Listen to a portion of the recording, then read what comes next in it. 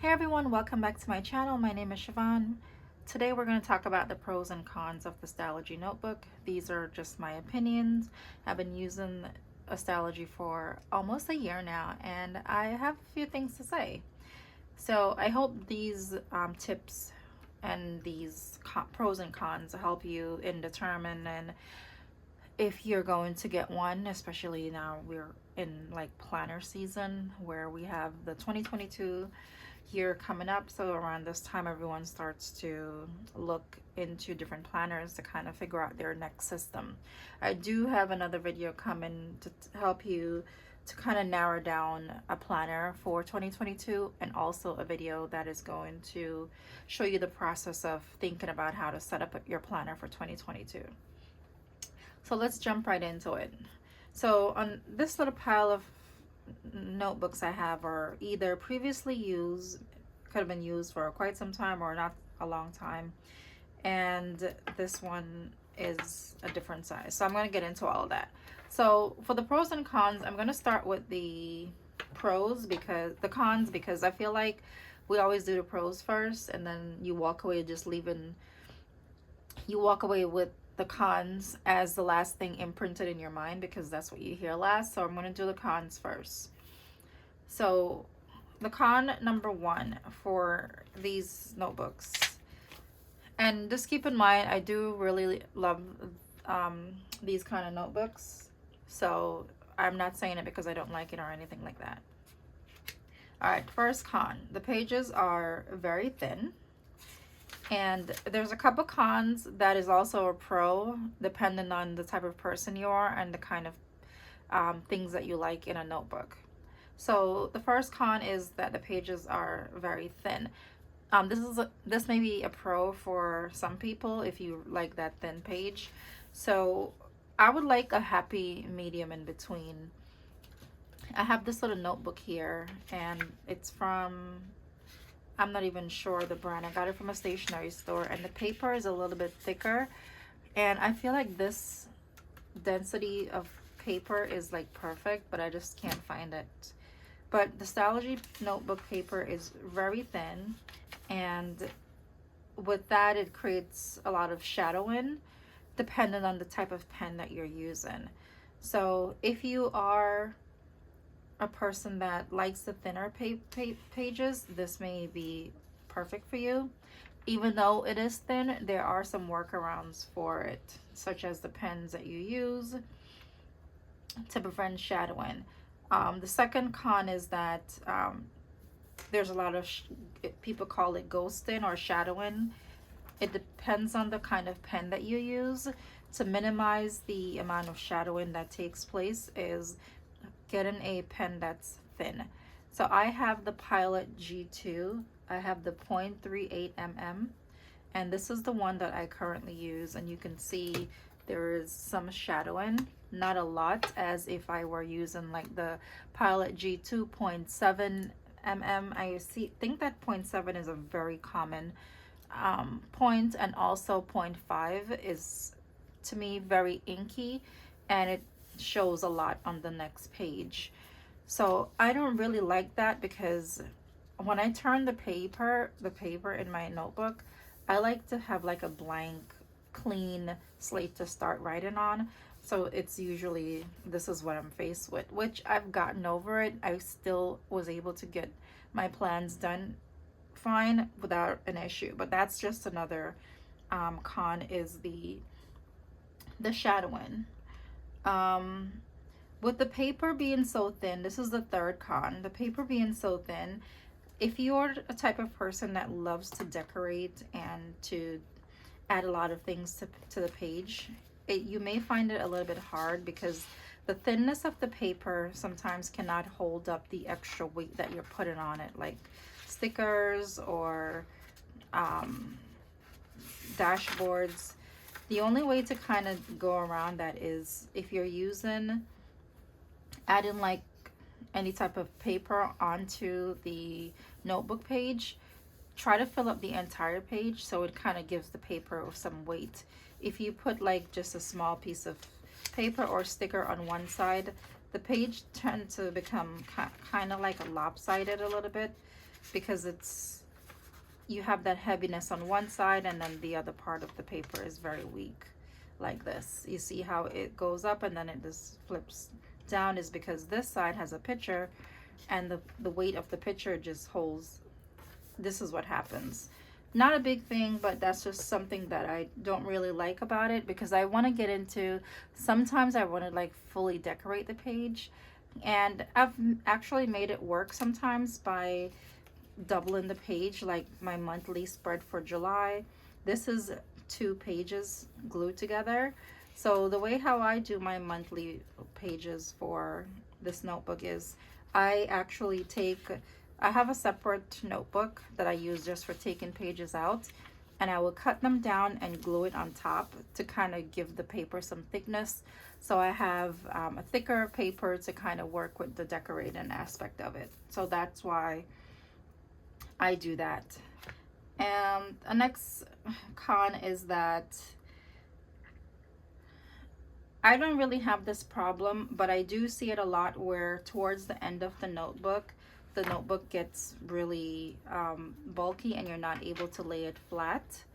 But to prevent that, what I do with all of my notebooks is I cut the black spine off. I use my X-Acto knife and I go in and I just lightly cut this part to free up this section to make sure it can lay really flat.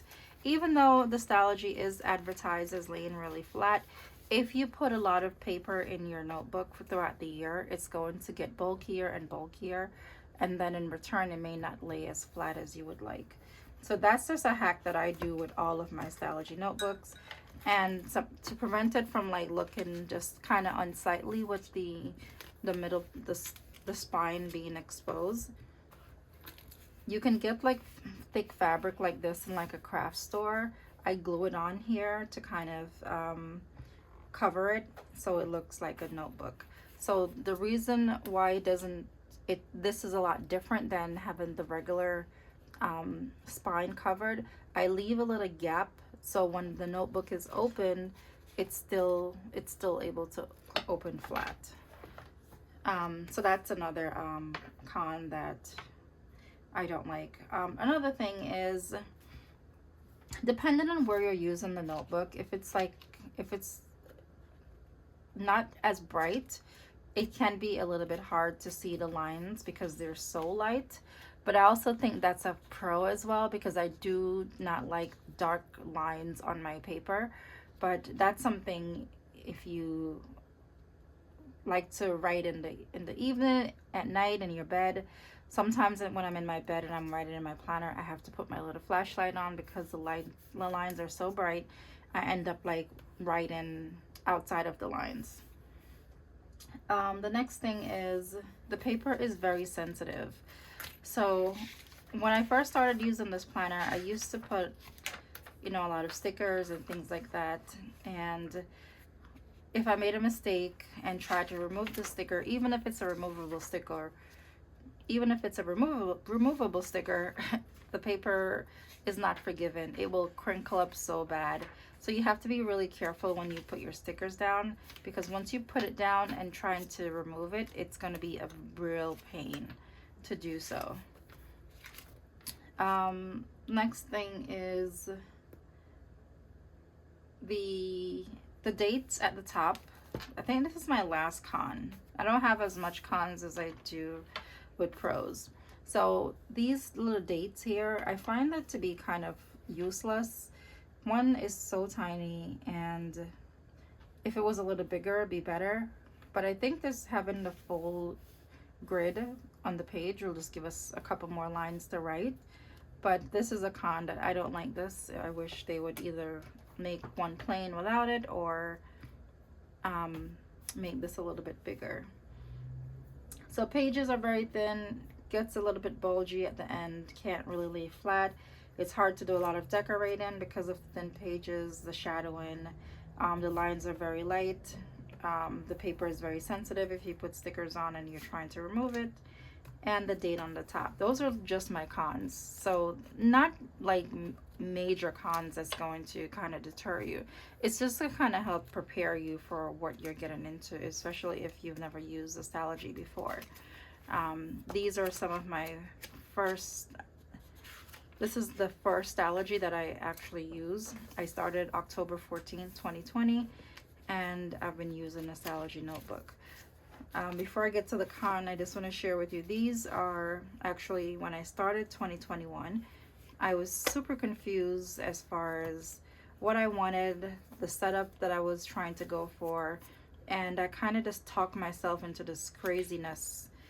And I set up one Stalogy, I hated it, then I set up another one, and then I hated it, and I was just so in my head that it caused me to just have multiple planners for just one time frame. This one was also set up for this year, and I complained that it had too many tabs, which now I started adding tabs to my current one because I need them to divide my sections. And I started using this in April of 2021. So I've been using this since April, and it's been going good. Let's see. So the next things are the pros. The pros are gonna be like the good stuff. So number one, these Stalogy notebooks, I feel that they're very affordable. You can find one from Amazon for $18 or less depending on the size. They're also available on a lot of small shops. If you don't want to shop on Amazon, I do shop from Jet Pens. There's some Etsy shops, Amazon Japan.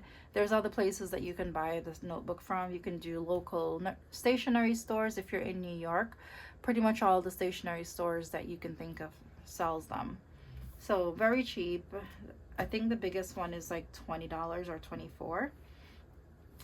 They come in different sizes, which is what I like. You can get a full year. This is a little bit bigger than a full year because this is two combined together. I say I'm going to do a video to show you how I do that. I don't like to switch. I say this now, and after having switched to my fourth book for the year, once I'm settled in a notebook, I want to just continue using it till the end of the year. So because I wasn't sure of how many pages I would need in a year, I combined two together, and I kind of did that for I think this one as well. But this is something that can be done easily. If you're interested in knowing how to combine two Stalogy notebooks, let me know. I'll do a quick video. You can get it in a full year, which is around 385 pages, I believe, or you can do half year, which is a little bit thinner. If you have like, even if you have a ring bound note planner, so this, for instance, I have this Louis Vuitton agenda. This is the GM size. Let's say you wanted to carry a notebook as well to jot down notes. You can tuck this in the back of the notebook, in the back of the planner, and you're still able to close it, and you'll still have space in it. So that's the benefit of having a half year, so you can use this in other systems as well. So let me just get back my notes because I had everything written down. That's what I'm using the GM for. I'm using it for notes and stuff like that to kind of see if I want to keep it. All right, so it comes in half year. Another pro is that they come in multiple colors. A lot of people usually just get the black. You can get the black. I think there's a red, there's a blue, and there's an orange. And they had like some limited edition. I don't know if this is going to be around forever, but I was able to snag this green one, which I think is really cute. I love this green color. I got it from a local store. It's called Yosika Stationery. It's in Brooklyn. You can look it up. So that's another con, the colors. If you just get the 365, there's a page for every day, so it has a lot of pages. That's a plus. You're able to use one of these for an entire year. Another con is that, pro is that the lines are very light. So just like I was explaining, the very light lines, it's just better on my eyes, but it can also be a con depending on when you're trying to write. The sizes comes in multiple sizes. This is another con. This is the A5 size, and I showed you how it fit into like an A5 size planner. You have the A5 size, you have the B6 size, and then there's an A6 size, and also I believe it's a B5, which is like a letter size. So this size that I have here is a little bit smaller than an A5, but it's bigger than a B6. So because the notebook, the B6 was a little bit too small, I wanted it to kind of fit snug. I had this custom cut at FedEx Kinko, so you can always take your notebooks to them and they'll cut them for you for a small fee. So that's one of the pros, is that there's multiple sizes to choose from. And also one thing I like is the grids, the spacing. So like the A5 size, which is this, the grid spacing is 4 mm. And if you look at this one is the B6 size, the grid spacing is 5 mm. So if you write a little bit bigger, the B6 size, the grid spacing as the boxes are a little bit larger, then this one is smaller. You get more space to write, and you can basically do more on a page. So those are the difference between this as far as the grid. Everything else is the same. Another pro is that it can lay very flat. You know, I tailored mine to kind of lay super flat by taking the spine out, which is something that I personally want to do with all of my planners. And the thin paper is also a pro if you like papers like that's super thin. If you like the feel of it when you turn the pages, it's a different feel, but it's a satisfying feel as well. The next thing is that it's smooth to write on. When I'm writing on this, the pen just glides so easily.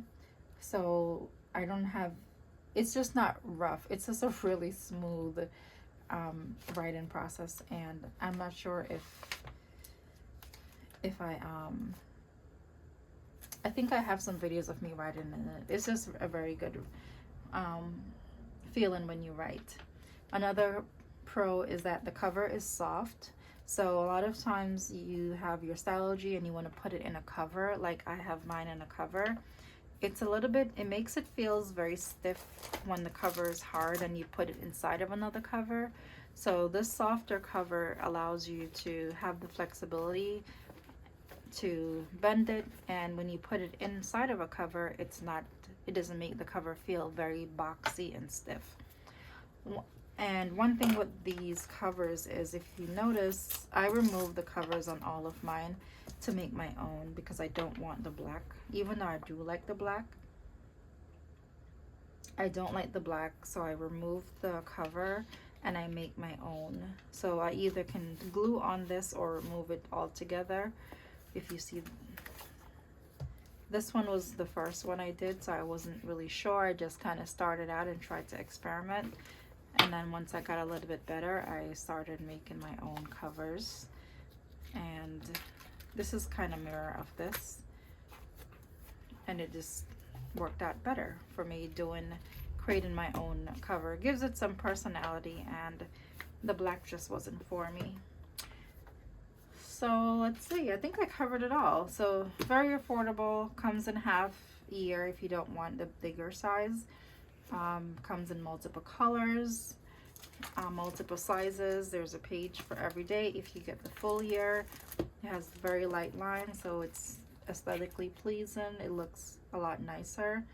It lays flat, the paper is thin, smooth to write on, and you can put it in a cover because it's so nice and soft.